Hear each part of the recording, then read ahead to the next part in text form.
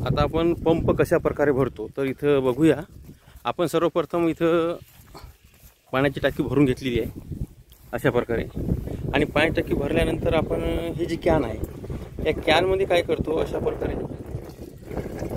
He can 10 लिटरची आहे।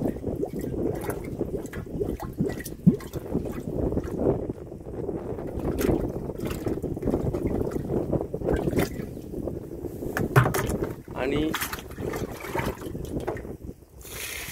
ही bucket, अशा 2 कॅनी असल्या चालतील, परंतु इथं बकेट यासाठी घेतली कारण ही कॅन जी होती ही कॅन आपली फुटली, त्यामुळे आपण इथं बकेट घेतलेली आहे।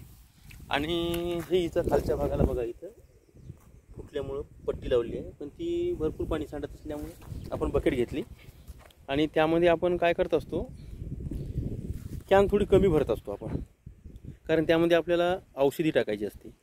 म्हणजे रस्त्याने जाताना आपण पंपापर्यंत ज्यावेळेस कॅन नेतो त्यावेळेस सांडली नाही पाहिजे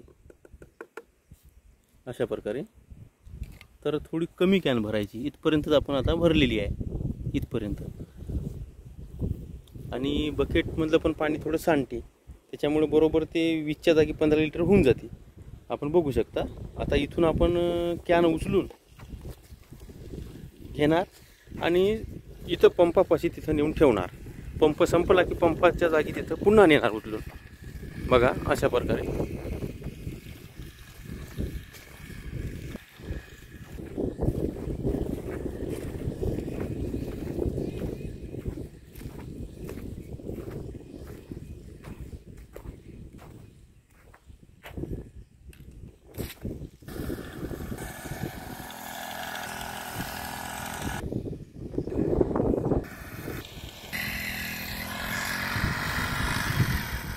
इथं पंप संपत आल्यानंतर आपण आवाज पंपाचा थोडा वेगळा बदललेला दिसतो आणि पंप झटका मारल्यासारखा वाटते, जेणेकरून त्याला पाणी भेटत नाही फुटबॉलला, त्यामुळे ती झटका मारते।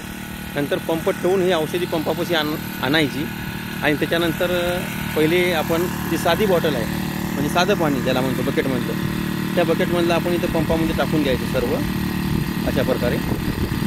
आणि बकेटमधलं पाणी टाकल्यानंतर आपण औषधीचं जे पाणी आहे ते बुडाला जाऊ नये म्हणून आपण औषधीची बकेट जी आहे, आता ही कॅन आता आपण इथं औषधी टाकून द्यायची, कारण यामध्ये आता औषधी पूर्ण मिक्स झालेलं आहे आणि आपण थोडी कमी भरली होती सांडू नये म्हणजे तेवढेच रस्त्याने।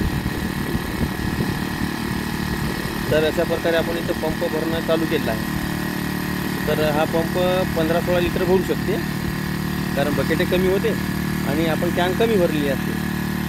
अशा प्रकारे आपण हे पंप भरला।